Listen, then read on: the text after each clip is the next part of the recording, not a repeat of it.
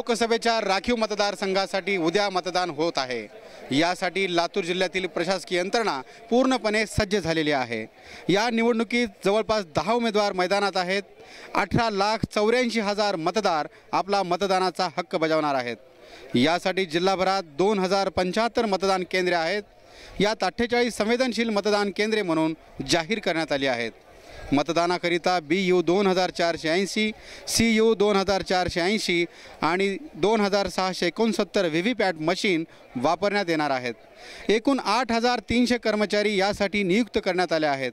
कर्मचाऱ्यांच्या वाहतुकीसाठी 355 वाहनांची व्यवस्था करण्यात आली आहे। मतदान केंद्रावरील नियुक्त कर्मचाऱ्यांना आज सर्व साहित्याचे वाटप करण्यात येत आहे। आज संध्याकाळपर्यंत सर्व मतदान अधिकारी आणि कर्मचारी मतदान केंद्रावर पोहोचतील। उद्या सकाळी 6 वाजता मॉक पॉल घेण्यात येईल। त्यानंतर प्रत्यक्ष सकाळी 7 वाजता मतदानाला सुरुवात होईल। सकाळी 7 ते सायंकाळी 6 वाजेपर्यंत मतदाराला आपला मतदानाचा हक्क बजावता येणार आहे। अतिसंवेदनशील आणि एकूणच तगडा पोलीस बंदोबस्त लावण्यासाठी जिल्हाधिकारी तथा जिल्हा पोलीस अधीक्षक यांनी विशेष परिश्रम घेतल्याचं दिसून येत आहे।